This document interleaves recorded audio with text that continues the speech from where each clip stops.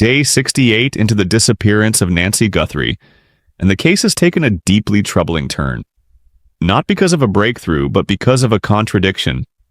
On the very morning Savannah Guthrie walked back onto the set of the Today Show for the first time in 2 months.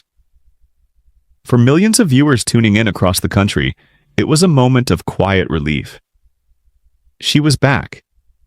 It seemed life was attempting to resume, but in a newsroom across town, something else was arriving.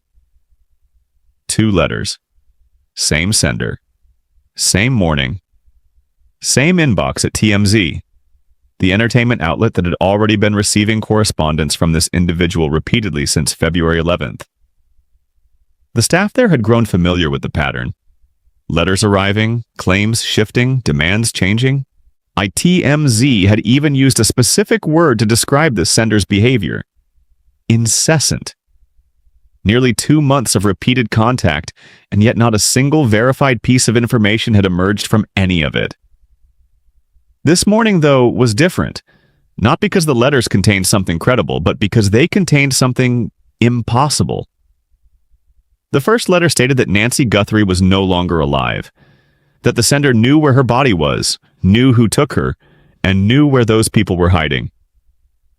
The second letter, arriving within hours of the first, stated something else entirely, that the sender had seen Nancy alive, in the Mexican state of Sonora, roughly 70 miles from her home in Tucson, Arizona. Dead, alive. Same person. Same day.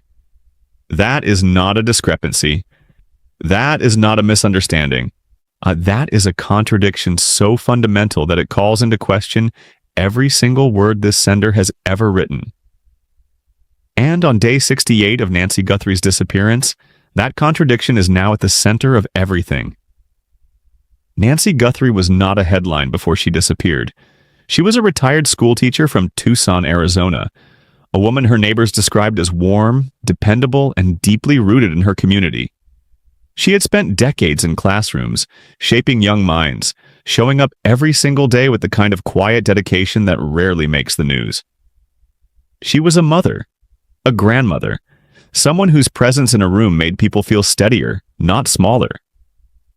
On February 1st, she vanished. The details of that morning remain part of an active federal investigation. Yeah, but what is confirmed is this. Her disappearance was not accidental. Within 48 hours, a ransom letter arrived not directly at the Guthrie family home, but to a newsroom, $6 million demanded in Bitcoin. And embedded within that letter were details that had never been made public. Specifics about what Nancy was wearing, and evidence of physical struggle during the abduction. Details that, according to investigators, only someone with direct knowledge of the crime could have known. Savannah Guthrie, her daughter, and one of the most recognized faces in American broadcast journalism, stepped away from the Today Show immediately. No statements beyond what was necessary. No media tour, just a family in crisis, quietly cooperating with federal investigators while the rest of the country watched and waited. 68 days later, Nancy has not been found. And the woman who built her life around showing up for others is still out there, somewhere, waiting for someone to show up for her. To understand why these 2 letters stopped investigators and analysts cold, you have to read them not as isolated documents, but as a pattern. This sender first contacted TMZ on February 11th, 10 days after Nancy disappeared. That first letter demanded 1 full Bitcoin, approximately $87,000 at the time, in exchange for the name of the kidnapper. The sender was careful to clarify something in that letter. They were not the kidnapper. They simply claimed to know who was responsible. That distinction matters, and we will come back to it. Over the following weeks, more letters arrived, each one carrying a slightly different claim, each one carrying a slightly smaller demand. 1 Bitcoin became half a Bitcoin. Half a Bitcoin became roughly $35,000. The number kept shrinking while the claims kept expanding. At one point, the sender claimed to know where Nancy was being held. Then they claimed to know the identities of multiple kidnappers. Then they claimed to know an escape route. The story grew larger as the price tag grew smaller. And that inverse relationship is not accidental. Then came April 6th. Two letters arrived at TMZ within hours of each other. The first stated plainly that Nancy Guthrie has passed. The sender claimed to know the location of her body, the identities of her kidnappers, and where those individuals were currently hiding. In exchange for this information, they demanded half a Bitcoin transferred up front, with the remaining half to be paid only after a public arrest had been announced. They also volunteered that they had been living outside the United States for more than 5 years and insisted their motivation was not greed, only a desire to quietly rebuild their life somewhere new. The second letter arrived hours later. Same sender. Completely different claim. I saw her alive with them in the state of Sonora, Mexico. Sonora is a Mexican border state. It shares a boundary with Arizona. It sits approximately 70 miles from Tucson, the city Nancy called home for most of her adult life. For anyone following this case closely, that geographic detail was enough to pause everything. A specific location, a real border region, a proximity that felt for just a moment like it could mean something, but it cannot mean something. Because the same person who placed Nancy alive in Sonora also declared her dead in the letter that arrived before it. Both letters cannot be true. One of them is a lie. And if this sender is willing to lie about whether Nancy Guthrie is alive or dead, there is no floor to what else they are willing to fabricate. The Bitcoin wallet they provided remains completely empty. Not a single transaction. Before you can judge whether a ransom letter is real, you have to understand what a real one looks like. Law enforcement analysts who specialize in threat and extortion communications are trained to evaluate letters not just for what they say, right, but for how they say it, when they say it, and who they choose to say it to. These are not casual readings. They are structured behavioral assessments, and they follow a framework that has been refined over decades of federal casework. The first thing analysts examine is channel selection, meaning who did the sender choose to contact and why? In genuine kidnapping cases, ransom communications are almost always directed at one of two targets, either the family directly or law enforcement through an established tip channel. The reasoning is straightforward. A person who actually holds leverage, who actually has information or access, directs that leverage towards someone with the power to act on it. Families can pay. The FBI can negotiate. TMZ cannot do either. When a sender routes their communication through an entertainment outlet, behavioral analysts interpret that as a signal, not of knowledge, but of audience seeking. The goal shifts from resolution to attention. The second framework analysts apply is demand consistency. Genuine extortion demands tend to hold relatively stable. The amount may be negotiated downward through back-channel communication, but it does not collapse on its own across weeks without any negotiation taking place. The TMZ sender's demands dropped from 1 Bitcoin to half a Bitcoin, with no documented negotiation, no response, and no pressure applied. That pattern is consistent with someone recalibrating based on perceived public interest, not someone managing real leverage. Former FBI Supervisory Special Agent Jason Pack applied exactly these frameworks when he reviewed the April 6th letters. His assessment was direct, and the timing, arriving the same morning Savannah returned to national television, indicated media cycle awareness, not investigative urgency. A real witness, Pack noted, does not wait for the most dramatic possible moment to come forward. Real witnesses call the FBI.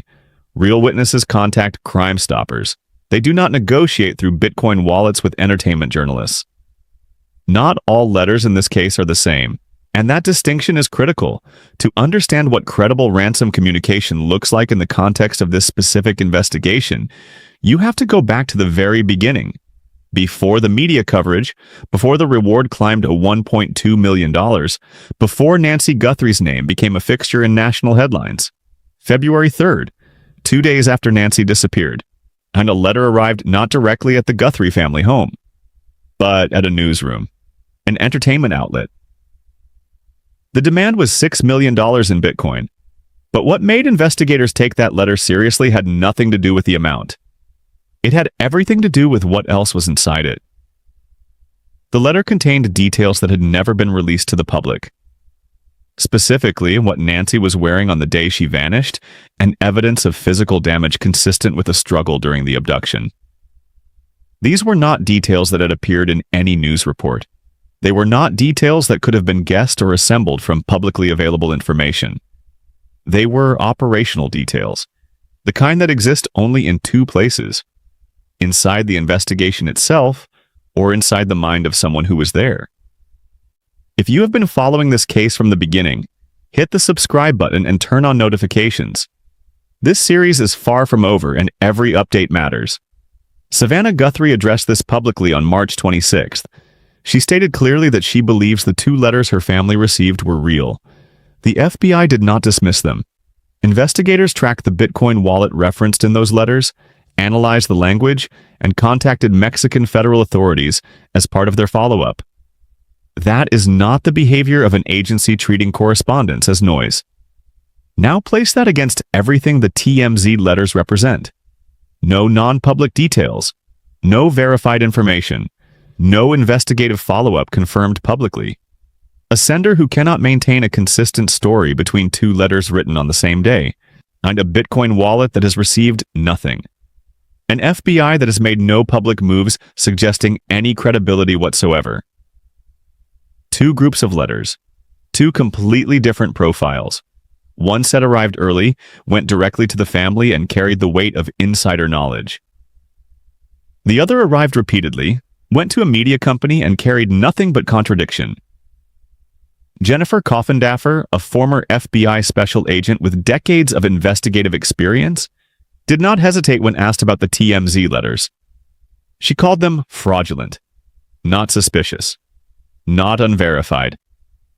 Fraudulent. The evidence supports that conclusion entirely. There is a documented phenomenon in federal investigative science that analysts refer to as case contamination through media saturation. And the Nancy Guthrie investigation is a textbook example of how it operates in real time. When a missing persons or kidnapping case reaches national prominence, something predictable happens. The volume of tips increases dramatically. Reward money attracts attention. Media coverage creates a feedback loop where each new development generates another wave of public engagement. On the surface, that visibility can be valuable. It keeps pressure on investigators. It keeps the victim's name alive. It occasionally produces genuine leads. But it also opens a door that is very difficult to close. High-profile cases consistently attract what behavioral researchers call parasocial opportunists. Individuals who insert themselves into an investigation not because they possess real information, but because the case offers them something they want. Attention, money, a sense of significance. Sometimes all three simultaneously. These individuals study publicly available details, construct narratives that sound plausible, and then position themselves as insiders with access to information that investigators desperately need. What do you think is really driving these letters? Money, attention, or something else entirely? Leave your theory in the comments below. The challenge for investigators is that every one of these contacts must be assessed.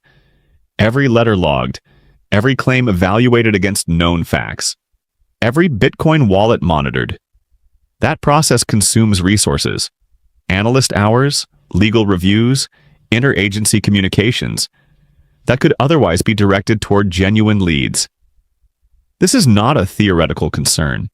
The FBI's own published guidelines on high-profile investigations acknowledge that media-generated tip volume can functionally slow an active case by forcing investigators to process an overwhelming ratio of non-credible information against a small number of actionable leads. In the Nancy Guthrie case, TMZ itself described the sender's behavior as incessant. Nearly 2 months of repeated letters, each one demanding attention, each one consuming bandwidth. And while investigators sorted through the noise, the case clock kept running. Day 68. Still no arrest. Still no confirmed location. Still no Nancy. And the letters did not help find her. But they may have helped someone else stay hidden. When the facts of a case produce more questions than answers, investigators are trained to do something that runs counter to human instinct. Instead of committing to a single explanation, they hold multiple theories simultaneously, testing each one against the available evidence, eliminating what cannot survive scrutiny, and preserving what still deserves examination. 3 theories currently surround the TMZ letters. Each one carries weight, each one carries problems, and none of them can be fully dismissed without explanation. Theory A, pure opportunism. The most straightforward explanation is also the most supported by available evidence. This sender has no real knowledge of Nancy Guthrie's whereabouts, her condition, or the identity of her kidnappers. They are an individual who recognized a high-profile case, studied the publicly available details, and constructed a series of letters designed to extract money from a family or from anyone willing to pay by positioning themselves as an insider. Supporting this theory is the empty Bitcoin wallet. If this person genuinely knew where a body was located or where kidnappers were hiding, the information would carry real value to someone. Families pay, attorneys negotiate, and yet not a single transaction has been recorded. Supporting it further is the contradiction between the 2 April 6th letters, a fundamental inconsistency that no genuine witness would produce. What complicates this theory is the Sonora detail, the mention of a specific Mexican border state, geographically proximate to Tucson, is either an educated guess based on publicly available border proximity data, or it is something more. That detail alone is not enough to establish credibility, but it is enough to keep the question open. Theory B, partial knowledge, full distortion. The second theory is more unsettling. It proposes that this sender is not a complete fabricator, but rather a peripheral figure who possesses fragments of real information and is deliberately distorting them for financial leverage. In kidnapping cases involving organized networks, it is not uncommon for individuals on the outer edges of a criminal operation to become aware of partial details without being directly involved. A contact, a conversation overheard, a location mentioned in passing. Someone in that position might genuinely know something, but lack the full picture and lack the courage or the legal standing to go directly to the FBI. What contradicts this theory is the behavior pattern itself. A person with real partial knowledge would understand that their information has a shelf life. They would not spend 2 months sending increasingly contradictory letters to an entertainment outlet while the investigation moved forward without them. Real partial knowledge creates urgency. This sender's behavior suggests the opposite. A prolonged performance calibrated to media cycles rather than investigative timelines. Theory C, deliberate misdirection.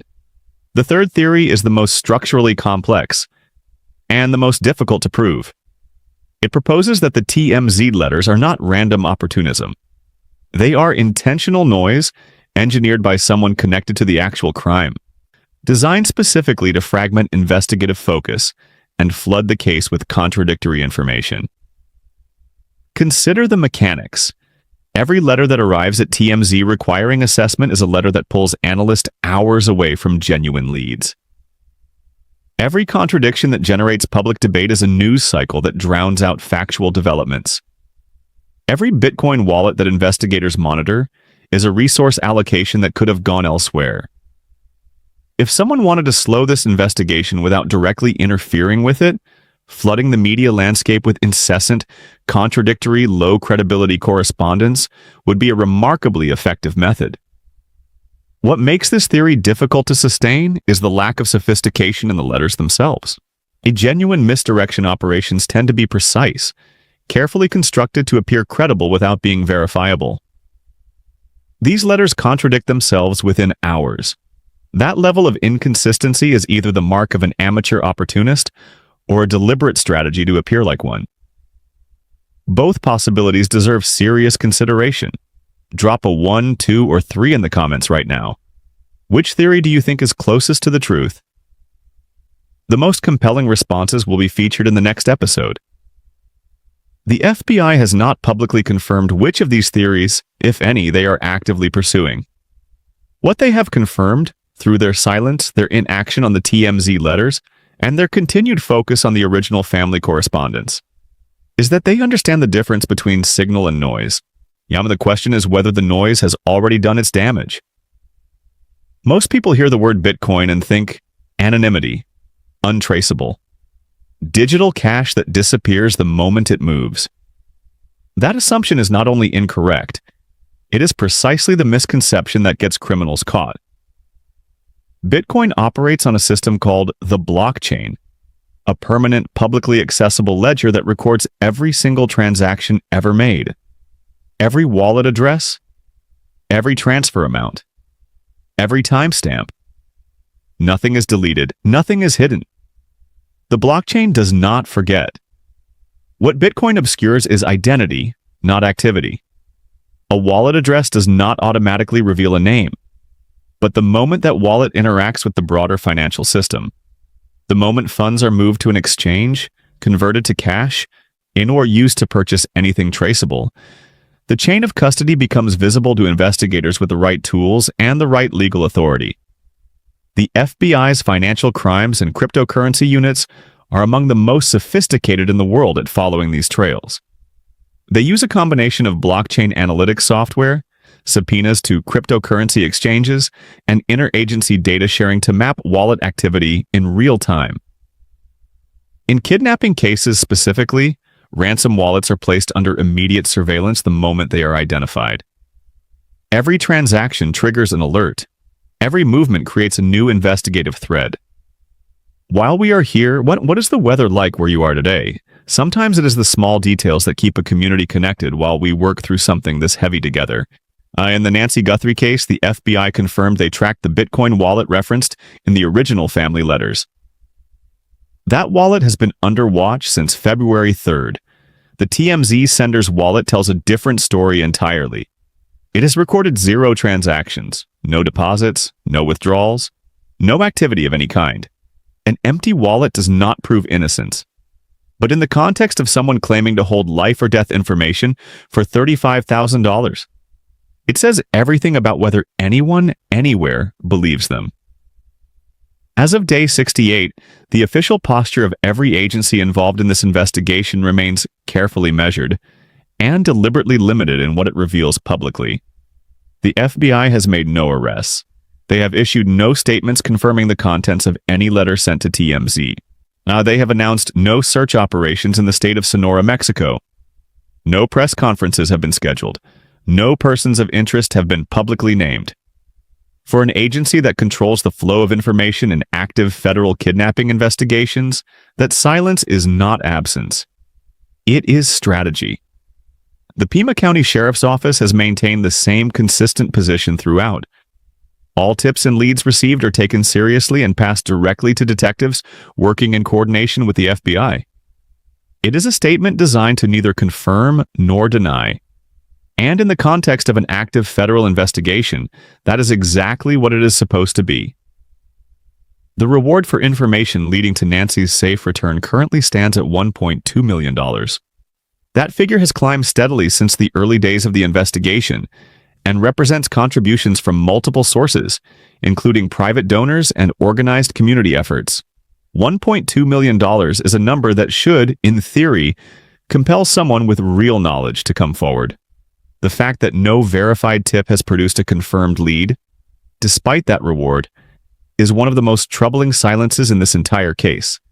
If you or someone you know has any information about Nancy Guthrie's disappearance, please contact the FBI tip line at 1-800-CALL-FBI or submit a tip online at tips.fbi.gov. The reward remains active. Someone out there knows something. Jennifer Coffindaffer's assessment has not changed. The TMZ letters are fraudulent. The family letters remain the most credible correspondence this investigation has produced. Nancy Guthrie has been missing for 68 days, and the people who know what happened to her have not yet chosen to speak. There is a particular kind of cruelty that does not require physical presence.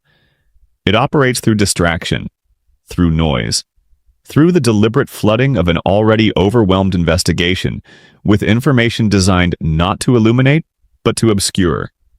And whether the person behind these TMZ letters is a desperate opportunist, A peripheral figure with fragments of real knowledge, or something more calculated entirely? The effect on this case has been the same. Chaos, contradiction, consumed resources, and a family forced to watch their worst nightmare become content. Savannah Guthrie walked back onto that set on the morning of day 68 and did what professionals do. She showed up, she performed. She held herself together in front of a national audience, while somewhere in the same news cycle, 2 letters were arriving that couldn't even agree on whether her mother was alive. That image alone should settle something in all of us about what this case has cost this family. But here is what the noise cannot touch. The FBI is still working. The original family letters, the ones containing details no outsider should have known, are still being investigated. The Bitcoin wallets are still being monitored.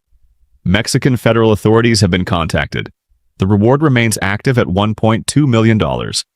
If this case matters to you, and it should, hit subscribe and turn on notifications. The next development in this investigation could come at any moment, and when it does, we will break it down together clearly and completely. The real question this case leaves us with is not whether the TMZ letters are credible. They almost certainly are not.